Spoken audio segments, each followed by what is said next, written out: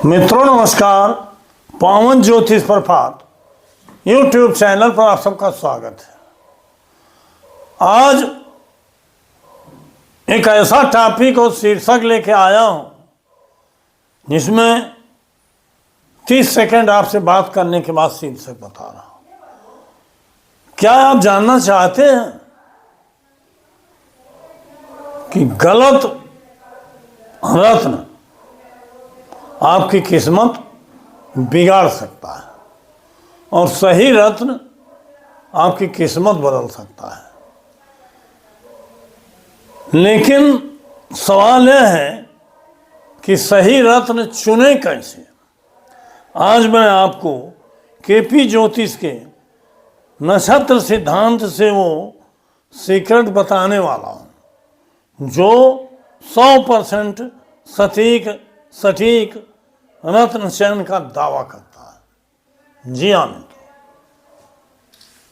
इसीलिए आज के वीडियो का शीर्षक है भाग्यशाली रत्न कैसे चुने। Lucky gem stone selection by KP नक्षत्र थ्योरी या थियरी। केवल मैंने केपी लग्न नामलिक कस्प चार्ट दिया है, लेकिन पूरी तरह से व्याख्या करके मैं आपको समझाऊंगा कि केपी का ये नक्षत्र सिद्धांत ही सही रत्न चुनने में समर्थ है और बकिया जिस भी तरीके से आप रत्न चुन करके धारण करते हो वो तरीका ही गलत है, तो फायदा की जगह पर नुकसान भी पहुंचा सकता है। आइए हम नक्षत्र सिद्धांत की बात करते हैं। हमने इसके पहले भी वीडियो दिया है जो काफ़ी ग्रो कर रहा है आप लोगों के सहयोग से, केपी नक्षत्र सिद्धांत पर ही। लेकिन आज हम बताएंगे कि उस नक्षत्र सिद्धांत के द्वारा अपने भाग्यशाली रत्न को कैसे चयन करें। देखिए, रत्न धारण करना सब लोग चाहते हैं क्योंकि रत्न का विज्ञान और रत्न के फायदे किसी से छिपे नहीं हैं। लेकिन धारण करना अलग विषय है और उसका चयन करना या चूज करना या सिलेक्शन करना अलग है। अगर आप सही रत्न का चयन कर लेंगे तभी आप शुद्ध रत्न में खरीद सकते हैं और धारण करने की विधि भी जान सकते हैं। तो आज हम रत्न कैसे चुने, रत्न चुनने का नक्षत्र सिद्धांत जो है यही सबसे ज़्यादा सटीक है, इस पे बात करेंगे। 100% सटीक है क्योंकि इसमें आपको भाव समूह बताए जाते हैं जो आपके भाग्योदय कारक भी हो सकते हैं, उसके विरोधी भी हो सकते हैं। अगर कोई ग्रह अपने नक्षत्र के माध्यम से आपके भाग्यशाली भाव समूहों को बता रहा है नक्षत्र के द्वारा, तो उसी ग्रह का रत्न आपको भाग्यशाली बना सकता है। और कोई ग्रह अपने नक्षत्र के द्वारा या उसका नक्षत्र आपके भाग्य विरोधी या हानिकारक भाव समूहों का सिग्निफिकेटर है, कार्जेश है, तो उसको धारण कर लेने से आपका भाग्य हानि हो जाएगी, आपका बर्बाद हो जाएगा, भाग्य किस्मत ही बर्बाद हो जाएगी। तो इस पर हम चर्चा करेंगे। इसके साथ और भी नियम हैं एक दो, उनको भी लागू करना पड़ेगा। उसको आधार पर भी आपको थोड़ा सा सावधानी बरतना पड़ेगा। अब आगे बढ़ने से पहले आपसे छोटा सा अनुरोध है कि वीडियो अगर आप मेरे चैनल पर नए हैं तो सब्सक्राइब करिए, नीचे हाइप का बटन होगा, हाइप करिए, लाइक करिए, शेयर करिए और एक प्यारा सा कमेंट दीजिए।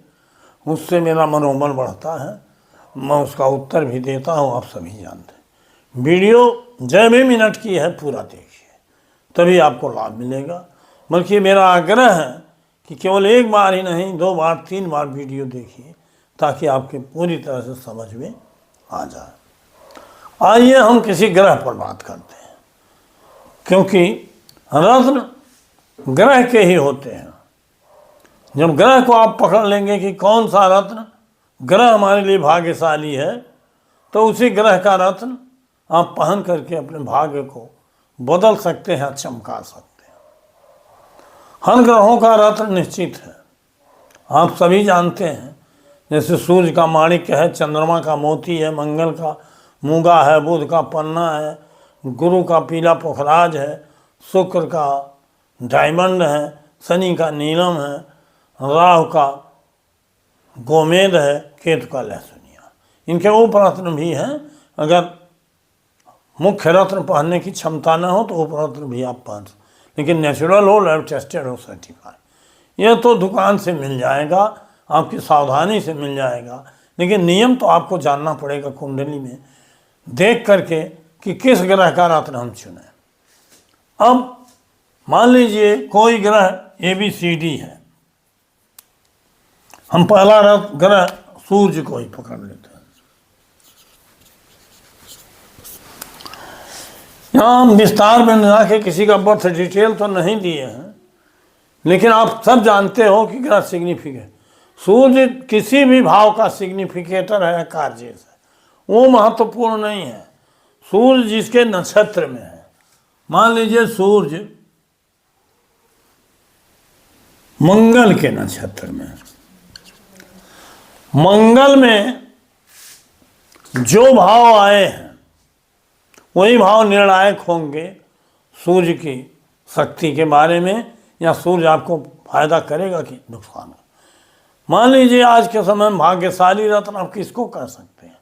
भाग्यशाली रत्न वही है जो आपके कुंडली के 12 भावों से मिलने वाले शुभ फलों को देने की अधिकतम क्षमता है।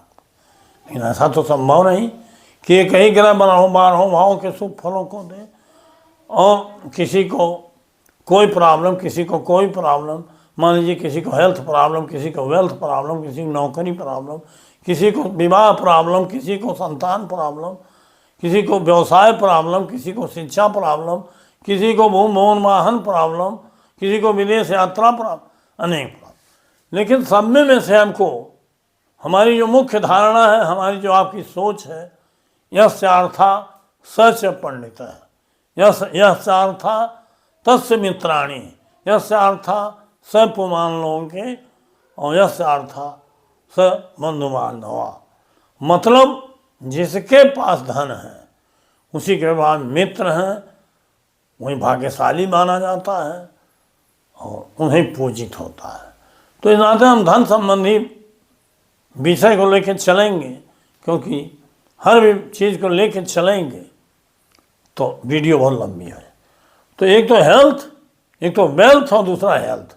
अगर धन है और स्वास्थ्य है, और यही दो से संबंधित किसी एक ग्रह को चयन करके रत्न आप धारण कर लीजिए, तो भाग्यशाली की गणना में आप आएंगे, भाग्य वृद्धि होगी। क्योंकि जब धन हो जाएगा तो धन एक ऐसी चीज़ है जिससे हर चीज़ प्राय खरीदी जाती है। अब धन के लिए बार बार हमने बताया है कि 4 भाव मुख्य हैं, 2, 6, 10, 11। मतलब द्वितीय भाव, 6वां भाव, 10वां और 11वां भाव।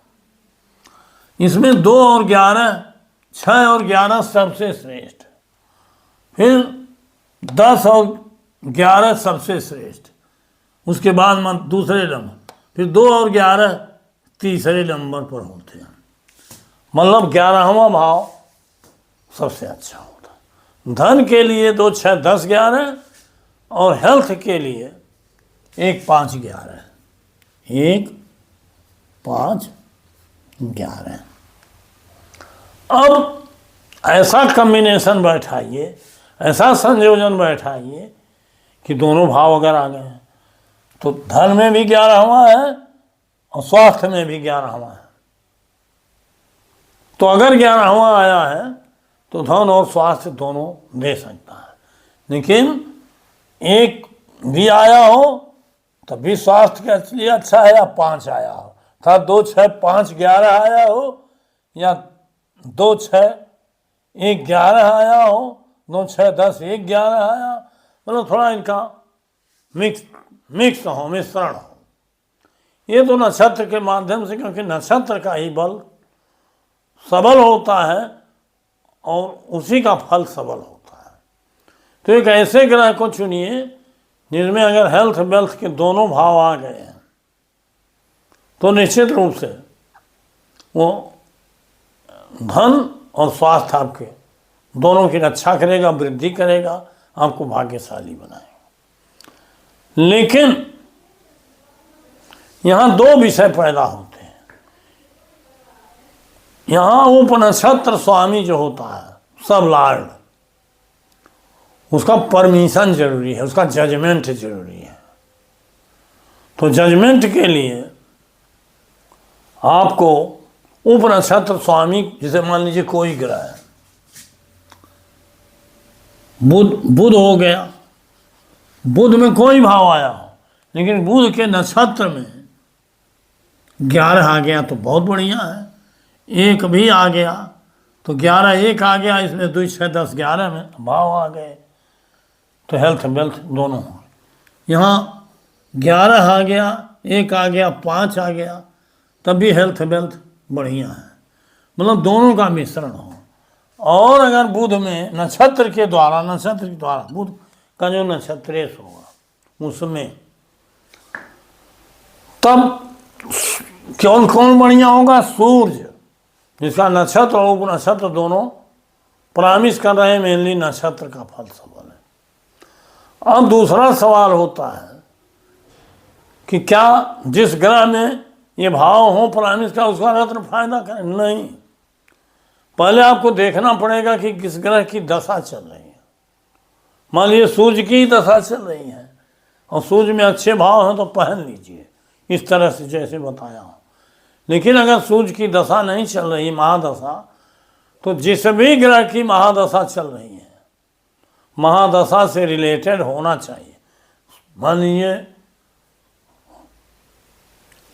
शनि की महादशा चल रही है, लेकिन शनि मान लीजिए अच्छा नहीं है, सारे भाव नहीं आए हैं भाग्यशाली वाले, लेकिन शनि से सूर्य का संबंधित होना जरूरी है।